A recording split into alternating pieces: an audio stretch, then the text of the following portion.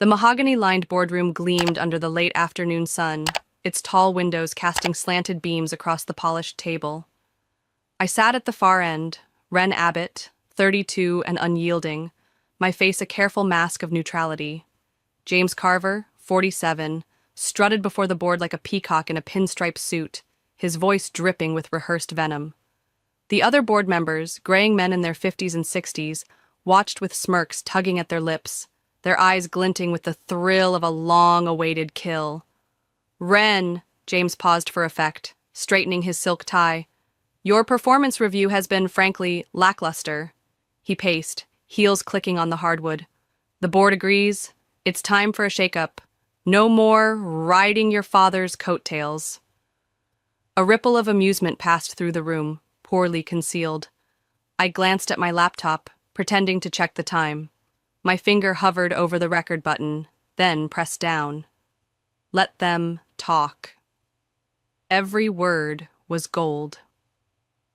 3 months ago, my father, Daniel Abbott, had collapsed at his desk. Heart attack, they said, leaving me with a wound still raw and a company teetering on the edge. James, his protege-turned-predator, had been circling my position since the funeral, convinced I was just a pampered daughter playing at business. I met his gaze, steady and unblinking. "My department's numbers speak for themselves," I said, voice cool. 40% efficiency increase this quarter. Highest client retention in 5 years. He smirked wider, a predator baring teeth. "Numbers can be fudged, Ren. We all know how you got this seat." The board exchanged knowing looks, their chuckles a low hum. I let it roll off me, my pulse steady. They saw what they wanted, a privileged girl, daddy's shadow. They had no idea what I'd built in the dark. James leaned forward, palms flat on the table. "It's time for changes. Changes that don't include you." The air thickened, their anticipation palpable. I tilted my head just enough to unsettle him. "Is that the board's official stance?" His eyes narrowed, but he nodded. "Unanimous." I nodded back, slow and deliberate, the faintest hint of a smile tugging at my lips. Let them savor this moment. They'd choke on it soon enough. My father's voice echoed in my mind. "Let them underestimate you, Ren. It's your best advantage." I closed my laptop, the soft click a gunshot in the silence. They'd just fired their own reckoning. James straightened, savoring his victory as he slid a manila folder across the table, its edges crisp against the wood. "We've uncovered some concerning expenses," he said, voice oily with triumph. I didn't touch it. Inside, I knew, were receipts for business dinners at upscale steakhouses, first-class flights to client meetings. All approved, documented, and tied to contracts worth millions. Facts didn't matter here. This was theater, and I was the villain they'd scripted. "With all due respect," I said, my tone even, "those expenses delivered results." The board saw the reports. James laughed, sharp and hollow. "Results? You mean Daddy's name opening doors?" A board member coughed, hiding a grin. "Your father's not here to protect you anymore, Ren." The words landed like a slap, stinging deeper than I'd let them see. 3 months, 2 weeks, 4 days since he'd gone. I pressed my lips together, refusing them the satisfaction of a flinch. "Effective immediately," James continued, relishing each syllable. "You're terminated. Security will escort you out once you've cleared your office." The room erupted in poorly masked chuckles, a chorus of petty triumph. These men had waited years to topple Daniel Abbott's daughter, convinced they were purging a spoiled heiress. I stood slowly, smoothing my skirt, my movements deliberate. Their laughter faltered, expecting tears. Maybe a tantrum. "Very well," I said, gathering my laptop. "I accept your decision." James blinked, thrown by my calm. "That's it? No running to Daddy's lawyers?" I smiled faintly, tucking my belongings under my arm. No need. I'm sure this will sort itself out. His brow furrowed, but he couldn't resist a final jab as I reached the door. Oh, and Ren, we're voting to sell Elmwood Heights. Too much dead weight. I paused, hand on the knob. Elmwood Heights. Dad's dream of affordable housing, fought for through years of red tape. My grip tightened, but my voice stayed soft. I wouldn't do that if I were you. He laughed, loud and brash. What, going to haunt us from the unemployment line? I stepped into the hall without a reply, their guffaws fading behind me. Let them laugh. They thought they'd won, but they'd just lit the fuse. I walked past curious stares in the lobby, whispers already spreading. Office gossip was wildfire. They didn't know yet, but they'd handed me the match. My office was a tomb of glass and steel, the late evening sun painting it gold. Ellie Harper, 28 and fiercely loyal, looked up from her desk, eyes brimming. Miss Abbott, I heard. I'm so sorry. I smiled, soft but sure. Pack up anything personal, Ellie, but don't worry about a new job just yet. She frowned, confused, but nodded. She'd been Dad's assistant before mine, one of the few who knew the real me. I took nothing but a single photo, Dad and me at my college graduation, both beaming. He'd been proudest when I'd started at the bottom, despite his title. At home, I poured a finger of Dad's favorite whiskey, the amber liquid catching the light. The photo sat on my desk, his grin steadying me. 10 years ago, he'd sat me down after I'd topped my class in business. Learn the company from the ground up, Ren, he'd said, voice gravelly with wisdom. Let them underestimate you. It's your edge. I'd listened. Every bonus, every commission, every penny I'd earned had gone into buying shares. Quietly, through shell companies, a web they'd never untangled. Now, I owned 70%, not inherited. Mine. James and the board saw a privileged daughter, a figurehead to topple. They didn't know I'd built an empire under their noses, card by card, just as Dad taught. My phone buzzed, texts from James's cronies, gloating. Guess Daddy's princess finally got hers. Back to shopping with his credit cards. I screenshot each one, filing them away. Their arrogance was my ammunition. I opened my laptop, dialing Nathan Brooks, 45, my lead counsel, and a shark in a suit. It's time, I said, voice low. Initialize Project Phoenix. He paused, surprised. Already? We figured they'd wait for the quarterly reports. I sipped the whiskey, its burn grounding me. They got cocky. Start with the shares audit. I want everything ready for the shareholders' meeting. He chuckled. On it. I leaned back, the photo catching my eye again. Dad's lessons had been my armor. Patience, strategy, silence. They'd fired me today, thinking it was the end. They had no idea it was my beginning. I raised the glass, a silent toast. You were right, Dad, I whispered. They never saw me coming. The plan was in motion, and I was ready to play my hand. The next morning, my home office buzzed with quiet purpose, the city skyline a gray blur beyond the window. I sat at my desk, laptop open, the whiskey glass from last night still resting beside Dad's photo. His words lingered. Keep your cards close, Ren, as I dialed Laura Pierce, 50, a tech CEO who'd clawed her way up through the same glass ceilings I'd shattered. She answered on the second ring, her voice crisp. Ren, I heard. Moving forward as planned? I nodded, though she couldn't see it. How soon can you transition your contracts? A pause, then a smile in her tone. Give me the word, and we start tomorrow. My board's already greenlit the contingency. I hung up, my fingers dancing across the keyboard, pulling up reports James couldn't bury fast enough.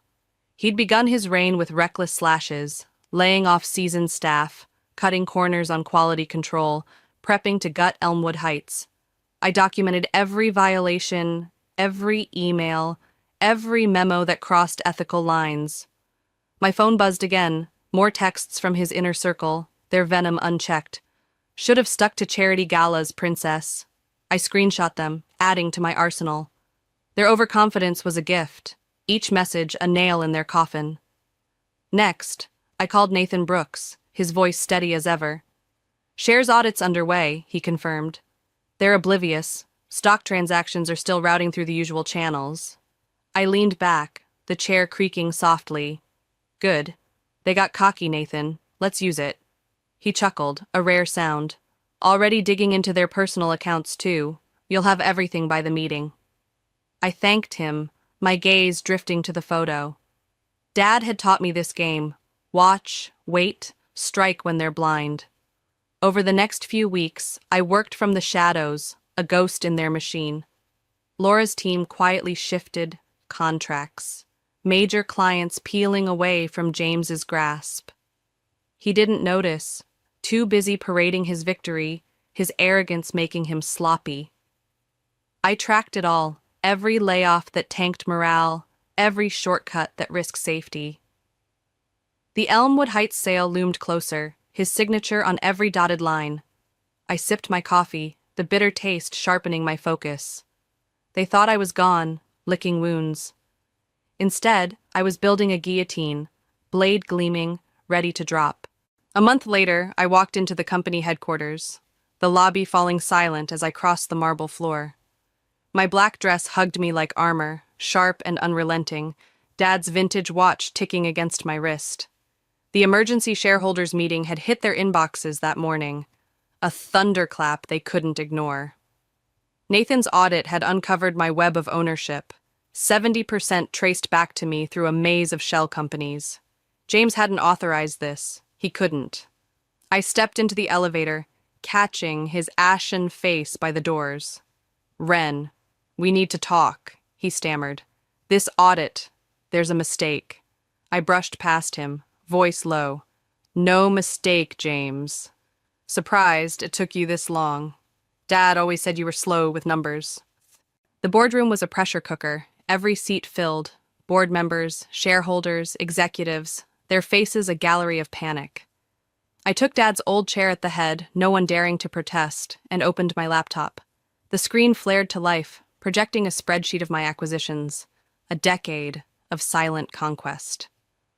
Let me make this simple, I began, my voice cutting through the hush. I own 70% of this company, not through inheritance, not through Daddy's gifts, but my own moves over the past 10 years. James stood, mouth working soundlessly, then sank back as I clicked to the next slide. Emails, financial records, proof of their rot. The board's recent actions, I continued, violate company policy and ethical guidelines. Discriminatory firing, client contract breaches, quality control cuts, the attempt to sabotage Elmwood Heights. I have it all. The room erupted, protests overlapping, but I held up a hand, silencing them. Effective immediately. The entire board is suspended, pending investigation. Securities escorting your replacements in now. Executives chosen for integrity, not politics. Footsteps echoed outside right on cue. James lunged forward, face purple.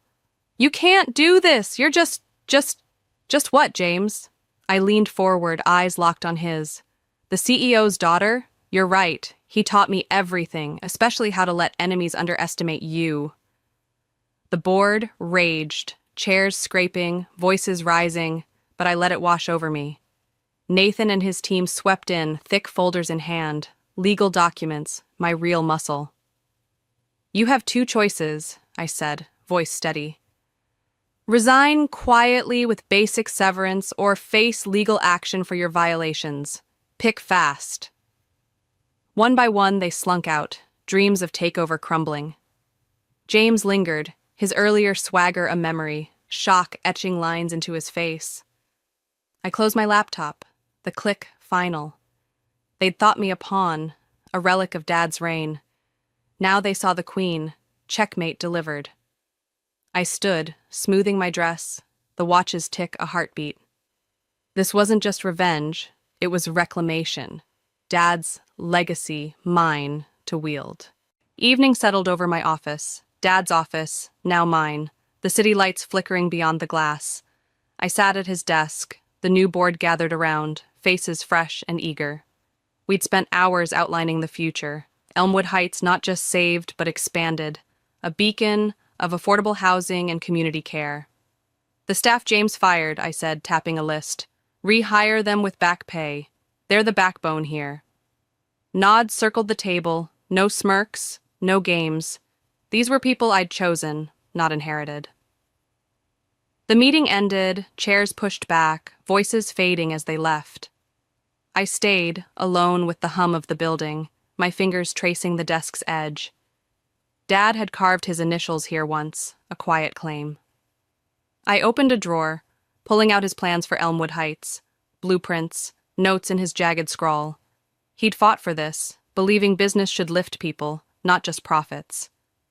James had nearly torched it, not anymore. I stood, slipping the plans into my bag, and drove to the cemetery, the night air cool against my skin. Dad's grave stood under an oak, fresh flowers from last week still bright. I knelt, placing a new bouquet beside his headstone, the stone cold under my touch. We did it, Dad, I whispered, voice catching. They never saw me coming, just like you said. The wind rustled the leaves, a soft reply. I'd turned their ambush into my ascent, their laughter into silence. Elmwood Heights would rise, bigger than he'd dreamed, because I'd learned his lessons well. Patience, vision, the power of being unseen. Back home, I poured another whiskey, the photo on my desk glowing under the lamp. His grin steadied me, a promise kept. My phone buzzed. Ellie, texting updates, new board settling in, clients are thrilled. I smiled, sipping the drink, its warmth spreading. The fight wasn't over, James wouldn't fade quietly, but I was ready. This was my company now, forged in my hands, not just his. I raised the glass, a silent vow. The next move was mine, and I'd play it my way. 6 months later, I met Diane Carver at a quiet coffee shop, the hum of espresso machines filling the air. She sat across from me, 45, her once polished society wife veneer replaced by a raw, determined edge. Divorce had stripped her bare, and she liked it that way. Thank you for coming, she said, hands tight around her cup. There's something you need to know. I leaned in, the steam curling between us. James? She nodded, eyes hard. He's planning something. He and the old board. They've been meeting secretly. I'd known about the meetings. My security team had tracked every move. But her next words froze me.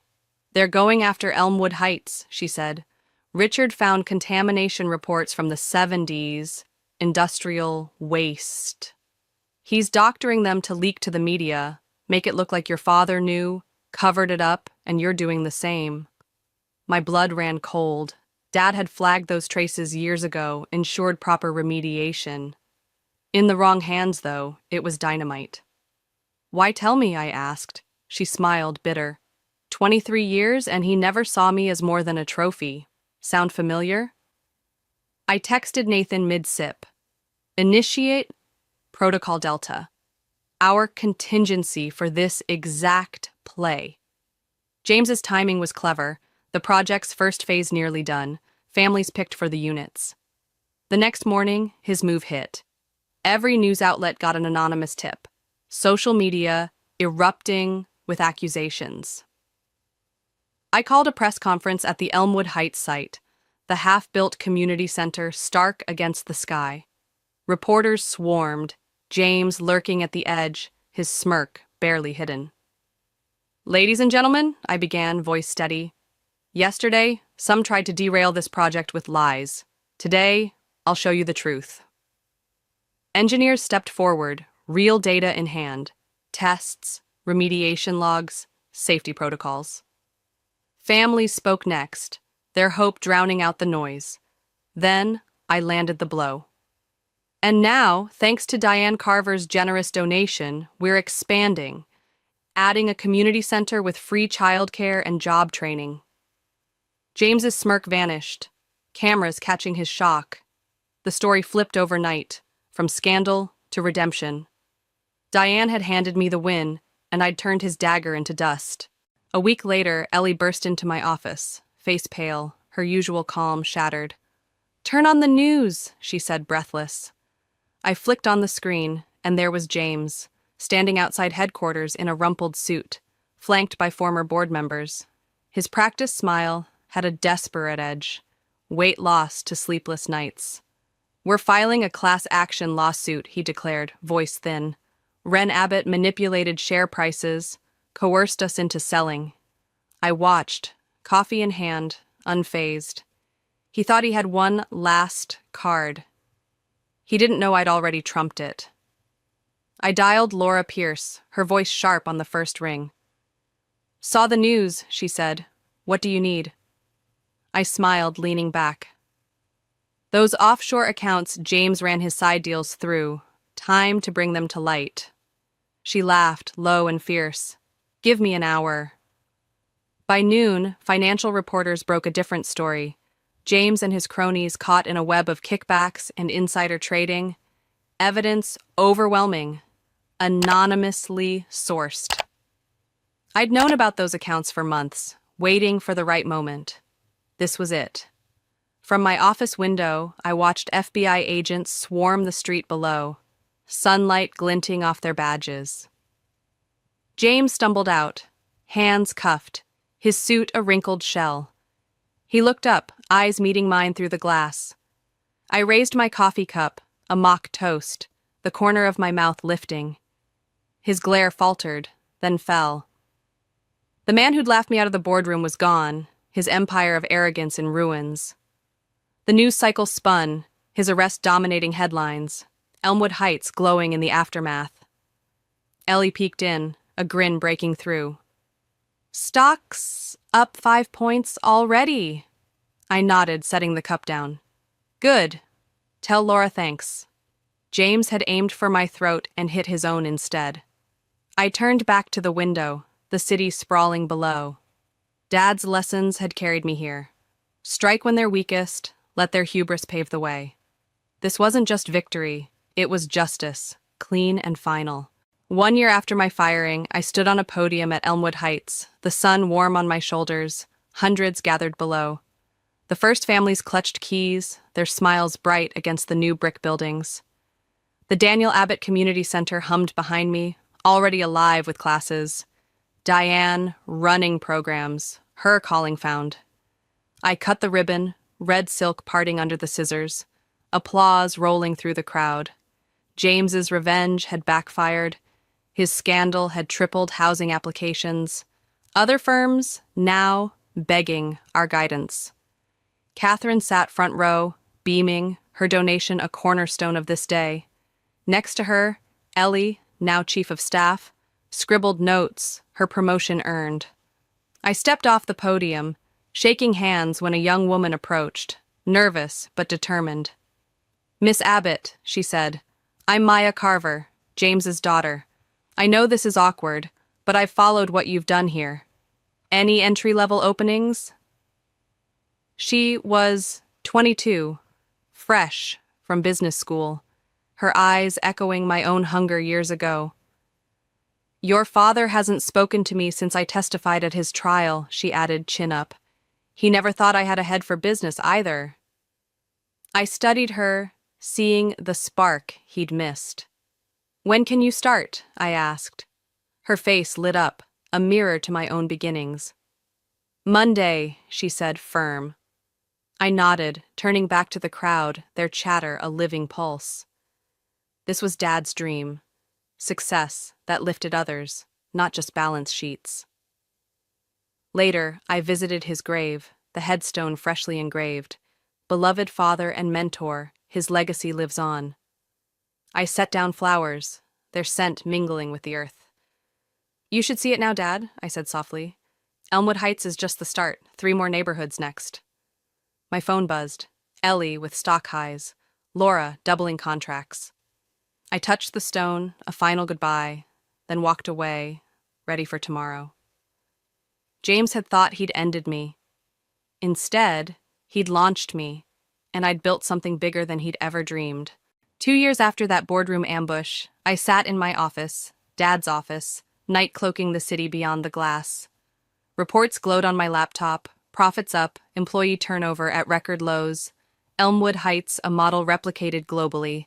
Photos lined my desk, one of Dad and me at graduation, another with the first Elmwood residents, all grinning. My phone buzzed, Laura, ready for an international expansion talk. I smiled, the lessons clear, battles fought, victories won, enemies' arrogance my ladder. Ellie appeared in the doorway, sharp in her chief of staff role. Miss Abbott, the new board's waiting, strategy meeting. I glanced at Dad's photo, his grin steady as ever. Coming, Ellie, I said, standing. We've got work to do. I smoothed my jacket, Dad's watch ticking against my wrist. They'd called me the CEO's daughter, a title meant to diminish. They never understood it meant learning from the best, business, integrity, turning underestimation into power. James's laughter was a distant echo, his ending my beginning. I strode out, the company's transformation unfinished, new challenges ahead. I was ready, not just his daughter anymore, but the CEO who'd made success a rising tide for all. The day my father shattered me started like every other family gathering. Polished oak floors gleaming under chandelier light. The air thick with lilies Vanessa had stuffed into a crystal vase. Their scent clawed at my throat. Too sweet, too fake. I stood in the grand living room of my childhood home, arms crossed, watching her adjust each petal like it mattered. She wore a pastel dress that screamed money, her smile as hollow as the pleasantries we'd been choking down for years. Dad paced near his desk, all broad shoulders and graying hair, checking his watch every 30 seconds like he had somewhere better to be. Tyler sprawled across the leather armchair, legs kicked out, scrolling Instagram with that smug grin I'd learned to hate. At 24, he'd never worked a day in his life, just partied and posted about his hustle. Celeste, honey, don't hover, Vanessa chirped, not looking up. You'll scare the roses, I bit back a retort. My name's Celeste Young, 28, and for 3 years, I'd poured my soul into Dad's company, Richard Young Enterprises, learning every client, every supplier, every late-night spreadsheet. My MBA hung framed in my apartment, a promise fulfilled. Dad had sworn the business would be mine one day. I believed him. Stupid me. Everyone, please sit down, Dad announced, his voice booming with that authority I'd grown up idolizing. He straightened his tie, eyes flicking to Vanessa. I have something important to say. Tyler perked up, tossing his phone aside. I sank onto the sofa, stomach tightening. Vanessa beamed, perching beside him like a proud hen. Dad cleared his throat. As you know, I've been thinking about the company's future. He smiled at Vanessa, who nodded like they'd rehearsed this. After careful consideration, I've decided to transfer majority ownership and control to Tyler. The words hit me like a brick to the chest. My knuckles whitened on the armrest, the room tilting. What? It slipped out, a whisper lost in the hum of the AC. Makes perfect sense, Vanessa jumped in, her hand landing on Tyler's shoulder. A fresh perspective is just what we need. Tyler leaned back, smirking wider. Don't worry, sis, I'll keep you on, maybe in payroll or something. Dad, I managed, fighting to keep my voice from cracking. We talked about this. I've been there 3 years. I have an MBA. I know every inch of that business. Celeste, please. Dad raised a hand, cutting me off. This wasn't easy. Tyler's got innovative ideas that fit our vision going forward. Innovative? I laughed, sharp and bitter. He can't even spell profit. Hey, Tyler snapped, sitting up. I've got vision. You're just mad you're not the golden child anymore. Enough. Dad's tone hardened. You'll still get your salary, Celeste, but Tyler's taking over as CEO next month. Next month? The room spun. You've already planned it all? The paperwork's in motion, he said, finally meeting my eyes. I'm sorry if this disappoints you, but it's what's best. For who? I stood, legs shaking, grabbing my purse so fast I nearly toppled a lamp. The family? Funny, I thought I was part of that. Celeste, don't be dramatic, Vanessa called as I stormed toward the door. This is why we needed someone steadier in charge. I paused at the threshold, turning back. Dad? He wouldn't look at me, just stared at his desk. Fine, we'll talk later. No, I said, quiet but firm. We won't. I walked out head high, the front door slamming behind me like a gunshot. In my car, I gripped the wheel until my hands ached, then let the tears fall, hot, messy, unstoppable. My phone buzzed. Mia, my best friend. How'd it go? I started the engine, vision blurring as I typed back. They gave everything to Tyler, everything I worked for. Her reply was instant. I'm coming over. Don't do anything dumb. Driving away, I caught Dad watching from the window, his face shadowed. Vanessa slid beside him and he turned away. 3 years. Early mornings, late nights, canceled plans, all handed to Tyler on a silver platter because Vanessa had sunk her claws into Dad's life. I wiped my eyes, the road ahead a smear of headlights. They thought they'd broken me. They were wrong. 3 days after my world imploded, I sat in Harold Brooks' law office, surrounded by towering bookshelves and the musk of old leather. It felt like a bunker, shielding me from the wreckage of my life. Harold, 65, had known me since I was 6, chasing fireflies in his backyard while he and Dad smoked cigars. His weathered face creased with concern as I spilled it all. The betrayal, Dad's promise, Tyler's smirk. My hands twisted a tissue into knots. I just don't get it, I said, voice raw. How could he legally do this? I thought the company would split between us kids. Harold removed his glasses, rubbing the bridge of his nose. Your father restructured the ownership last year. As majority shareholder, he can transfer his stake to whoever he chooses. Last year, the knife twisted deeper. He'd been plotting this while I worked 80-hour weeks. So it's done? He hesitated, then stood, crossing to a hulking filing cabinet. There's something else you should know, about your grandmother's will. Grandma Eleanor passed 5 years ago, leaving everything to Dad, or so I'd thought. Harold returned with a thick folder, placing it on his desk like it might bite. She was a remarkable woman, and prescient. He slid a document across. My hand shook as I read. A trust fund, $2 million in my name, with conditions. I could claim it if I started a successful business by 30, profitable within a year, no family ties. 2 million, I whispered. Why didn't I know? The clause was specific, Harold said. It only activates if you're disinherited from the family business.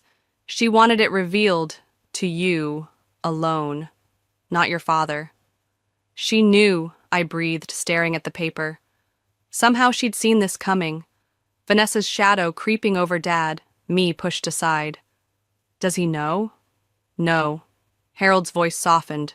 She was clear. This stays secret. There's more.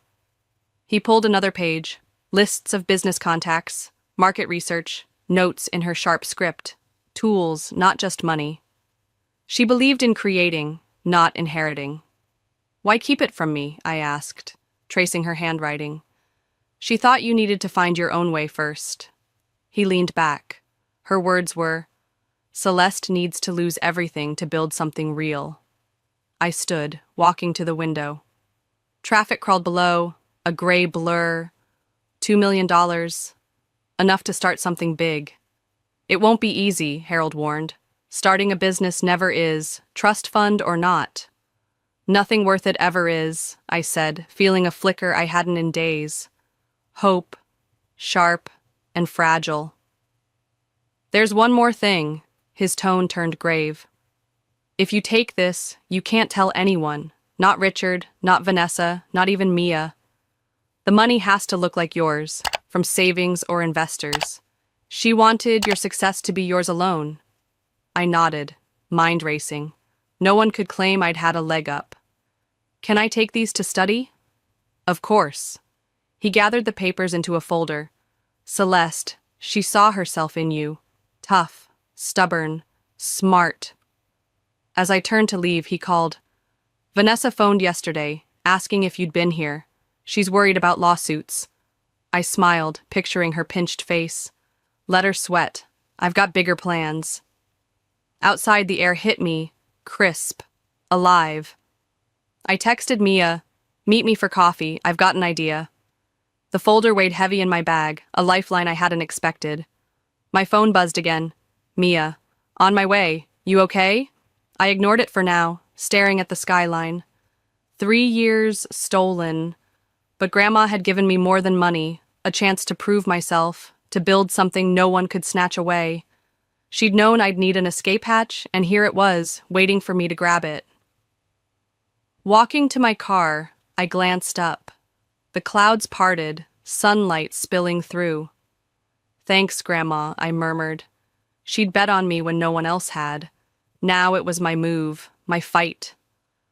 I slid behind the wheel, the ache still there, but quieter, drowned out by something new. Determination, hot and steady. They'd taken my inheritance. Fine, I'd make my own, and it'd be better than anything they could have dreamed. 3 days after Harold handed me Grandma's lifeline, I sat across from Mia in our favorite coffee shop, the hum of espresso machines and chatter wrapping around us like a cocoon. Laptops glowed on the table, my research sprawled across the screen, charts, stats, a lifeline of my own making. Mia stirred her latte, her dark eyes narrowing as I leaned forward, voice low but buzzing. I'm starting a company, Greenpath Solutions, eco-friendly packaging, biodegradable, affordable, for businesses drowning in plastic guilt. She raised an eyebrow, but I plowed on, turning my laptop to show her. The market's exploding. People want sustainable. But the suppliers out there? Overpriced or unreliable. I can do it better. Streamline the chain, cut the middlemen. Mia scanned the screen, then met my gaze. That's a hell of a pivot from corporate finance, Celeste. How are you funding this? You just lost your job. I'd rehearsed this lie, keeping Grandma's $2 million locked tight behind my teeth. Savings, I said smoothly, and investors. My track record at Dad's gives me cred. She hesitated, then nodded, and I exhaled, pulling up a spreadsheet. I've got 3 manufacturers lined up. Scalable production. We pitch direct to businesses, restaurants, retailers, anyone who wants green without breaking the bank. Mia grinned, slow and sharp. Okay, I'm in. Research, networking, whatever you need. Let's make them regret screwing you over. Fast forward 3 months, and Greenpath Solutions had a pulse. Our logo stenciled on a glass door in a downtown co-working space. All steel beams and potted plants screaming eco-chic. I'd traded my apartment's quiet for this hum of ambition, and it felt right. That afternoon, I sat in Lauren's sleek office, a restaurant chain exec with a no-nonsense bob and a pen tapping her desk. She turned one of our biodegradable takeout containers in her hands, brow furrowed. Samples look good, Celeste, but we've been burned by startups that can't deliver. How do I know you've got the supply locked down? I slid my tablet across, projections glowing. We've secured 3 facilities. Here's the capacity breakdown. No delays, no excuses. She squinted at the numbers. I've seen stats before. Why trust you over the big dogs? I leaned in, steady, despite the sweat prickling my spine. Because we're not just selling boxes. We're a full transition. Staff training, waste consulting, 20% cheaper than the competition. Streamlined ops, direct relationships, no bloated overhead. Lauren's eyebrows shot up. 20%? That's bold. My phone buzzed, Tyler's name flashing. I declined it, forcing a smile. Try us on a 3-month trial, 2 locations. If we flop, you walk. Family business? Lauren asked, clocking my flinch. Former, I corrected, voice tight. I'm building something new. She nodded, slow and deliberate, then reached for the contract. Let's start with the trial. If it holds, we'll talk all 30 spots. My heart thudded, but I kept my face cool as we shook hands.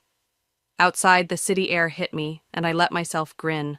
Our first big client, a crack in the wall Tyler and Dad had built around my life. Back at the office, I was still riding that high when Tyler sauntered in, his designer jacket screaming trust fund brat. He smirked, eyeing our modest setup, desks, prototypes, a coffee maker humming in the corner. Nice little playhouse, he said, perching on my desk like he owned it. What do you want, Tyler? I asked, setting my briefcase down with a thud. He picked up a prototype container, twirling it.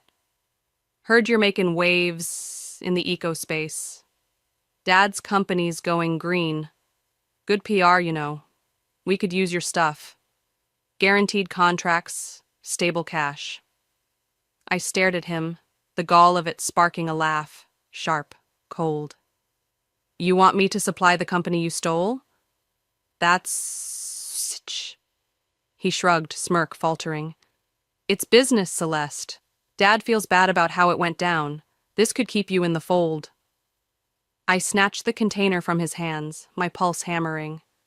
I've got my own fold now, and we're doing fine without your crumbs. He stood, towering over me, but his eyes flickered, nervous.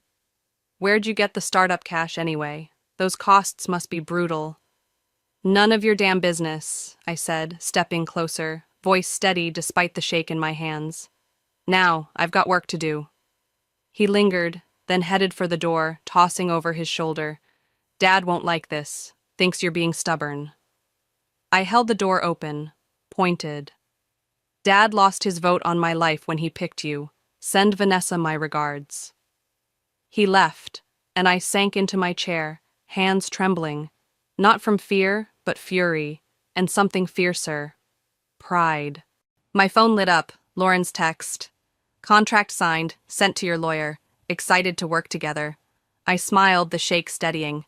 Mia's voice crackled through my next call. We got it! The restaurant chain! She cheered. Drinks tonight? I glanced at my laptop, investor slides waiting. Can't. Meeting tomorrow. Rain check? She sighed. You're a machine, but I get it. I hung up, catching my reflection in the glass wall. Sharper, stronger. A woman Tyler wouldn't recognize. 3 months ago, I'd been a wreck. Now, I was building something real, something mine. That night, alone in the office, I opened Grandma's folder, her contacts staring back like a silent army. The trust fund had greased the wheels. Those manufacturers didn't come cheap, but the vision, the hustle, that was me clawing my way up. Tyler could mock all he wanted. Lauren's contract said I was a player now. I closed the folder, the hum of the space settling around me. They'd taken my past. Fine. I'd take the future, and I'd make it green, unbreakable, mine. 6 months after I'd staked my claim with GreenPath Solutions, the sustainability conference hall thrummed with energy, a sea of press badges and corporate suits swirling around our booth. I adjusted a stack of biodegradable containers, sleek, sturdy, mine, while Mia tweaked our banner, its bold green letters catching the light. Everything's perfect, she said, stepping back to admire the prototypes glinting under spotlights. We're already pulling crowds. My chest buzzed with something I hadn't felt in months. Anticipation, electric and real. This was our launch, our shot to prove GreenPath wasn't just a startup but a force. A reporter from Business Weekly approached, notebook flipped open, her pen poised like a weapon. Miss Young, thoughts on disrupting the sustainable packaging game? Before I could answer, a voice sliced through the hum, too familiar, too smug. Disrupting? That's ambitious, isn't it? Tyler stood there, hands in the pockets of a suit that probably cost more than our booth fee, his grin sharp enough to cut glass. Behind him, Dad and Vanessa lingered, Dad's eyes darting, Vanessa's lips pursed in a tight smile. My stomach twisted, but I kept my face steady. What are you doing here? I asked, voice level. though my fingers tightened around a prototype. Tyler shrugged, picking up one of our containers and twirling it like a toy. Industry event, sis. Open to all players. Though, calling these revolutionary? Bit of a stretch. He smirked, tossing it back onto the stack. We're launching our own eco line next quarter, by the way. The reporter's pen scratched faster, her eyes flicking between us. Mr. Young, she said, turning to him, you're saying Young Enterprises is jumping into sustainable packaging too? Tyler puffed up, all swagger. Yep, with our resources and client base, we'll outprice smaller outfits like this one. His gaze slid to me, daring me to flinch. I didn't. Instead, I faced the reporter, my voice calm but edged. Actually, I'd love to talk about our recent contract with a national restaurant chain. They picked us for our innovative approach, cost-effective, full-service solutions, not just products. Her eyes widened. National chain? That's big for a new player.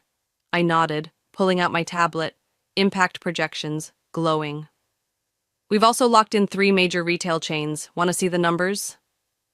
Tyler's smirk faltered, a crack in his armor, but before I could press it, Dad stepped forward, his voice low. Celeste, can we talk privately? His tie hung crooked, his face lined with something heavy, regret maybe. I shook my head, gesturing to the growing crowd. Sorry, Dad, busy with clients. The reporter jumped back in, and I walked her through the data, my words crisp, my focus laser sharp. Over the next hour, our booth became a hive, reporters snapping photos, execs asking for cards, every handshake a brick in the wall I was building. Mia beamed as she fielded another inquiry. 5 meetings booked next week, she whispered. This is better than we dreamed. I nodded, adrenaline pumping, but my eyes caught Tyler arguing with Dad near the entrance, his arms flailing, Dad's shoulders slumped. Trouble in paradise, huh? Then Tyler stormed back, his face flushed, his smirk replaced by a scowl. Real cute, he spat, leaning too close to our booth. Had to steal the spotlight, didn't you? I laughed, sharp and loud, drawing eyes. Steal? Like you stole my inheritance? That company was handed to you, Tyler. Nothing fair or square about it. His jaw tightened, and he dropped his voice, venom dripping. You think you're so clever, but where'd you get the start-up cash?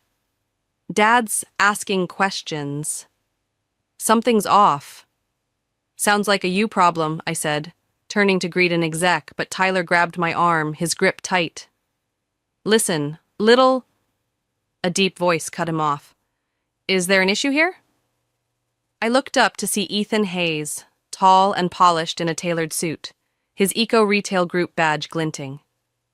I'm very interested in your products, Miss Young, but if this isn't a good time... Tyler released me, forcing a smile that didn't reach his eyes. No issue, just family chit-chat. Former family, I corrected, extending my hand to Ethan. Shall we discuss your packaging needs? I led him to our meeting nook, ignoring Tyler's glare burning into my back. Ethan flipped through our catalog, nodding. Impressive setup. Your grandmother would be proud. I froze, coffee cup halfway to my lips. You knew her? He smiled, warm but wistful. Eleanor? A force of nature. We served on boards together. She always said her granddaughter would shake things up. Tears pricked my eyes, but I blinked them back, focusing on his words. Eco-retail has 200 stores needing sustainable solutions. Let's set a meeting. I nodded, scribbling his card's details, my throat tight. As he left, I caught Dad watching from across the hall, older somehow, worry carving his face. Vanessa whispered in his ear, and they turned away. Good. Let them stew. By day's end, our table overflowed with business cards, the air thick with possibility. Mia hugged me as we packed up, her voice giddy. You showed them. Everyone. I grinned, exhaustion mingling with triumph when my phone buzzed. Harold. Trust fund activated. First profitable quarter confirmed. Congrats. My breath caught. The money had helped, sure, but this, the crowds, the deals, Ethan's words, that was mine. My work, my win. Tyler slunk out, tail tucked, no doubt off to whine to Dad. I watched him go, then turned back to Mia. They thought they'd bury me, I said, stacking the last prototype. Guess I'm harder to kill than that. She laughed, and I felt it. Something solid, unshakable, rising in me. Grandma had bet on me, and today I'd proved her right. This wasn't the end. It was the start. 18 months after I'd planted GreenPath Solutions' flag, I sat in my new office, the downtown skyline sprawling beyond floor-to-ceiling windows I'd earned with every sleepless night. Awards lined the walls, proof of our third straight growth quarter, and my team buzzed beyond the glass. A machine I'd built from scratch. Mia lounged across from me, feet propped on my desk, reading from her tablet. GreenPath announces expansion plans, international by next quarter, she said, grinning. They're calling you an industry disruptor. I gazed out, still half stunned at how far we'd climbed, when Sophie, our office manager, burst in, her phone thrust out like a grenade. Celeste, you need to see this. The headline blared, Young Enterprises, Stock Plummets Amid Environmental Violations. I skimmed it, breath-catching, toxic dumping, cost-cutting gone wrong, millions in fines looming. Tyler's name popped up, his leadership a spotlighted disaster. Mia leaned over, whistling low. Oh, wow, this is bad. My phone rang, Vanessa's number. I declined it, jaw tight, as another call rolled in. Dad this time. Voicemail. Then a text from Tyler. Need to talk. Family emergency. Please. Sophie's phone buzzed again. They're in the lobby, she said, eyes wide. Your dad and Tyler. Should I send them away? I thought of the nights I'd sobbed myself dry after they'd ripped my inheritance away. Tyler's smug face at every event. Dad's silence when I'd begged for answers. No, I said, voice steady. Send them up. 5 minutes later, they stood in my office, a stark contrast to the polished space. Dad looked hollow, his suit loose, hair more gray than black. Tyler's designer threads couldn't hide the desperation in his hunched shoulders.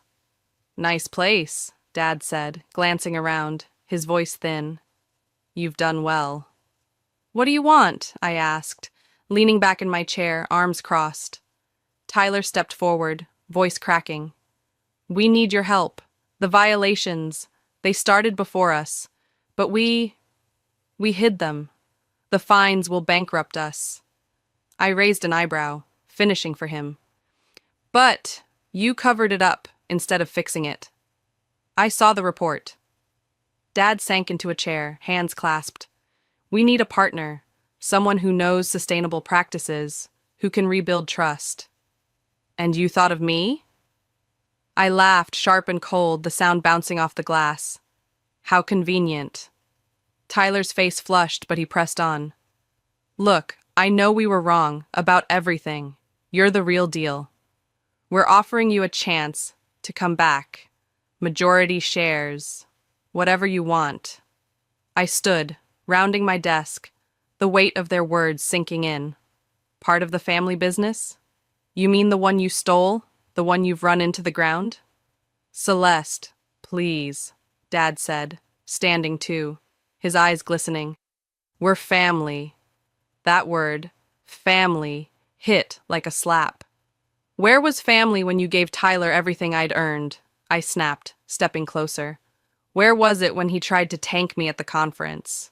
When Vanessa spread rumors about my funding? They flinched, shame flickering across their faces, and I kept going. I built this from nothing. No connections, no handouts, just sweat and vision, something you'd never get. Tyler's voice dropped, desperate.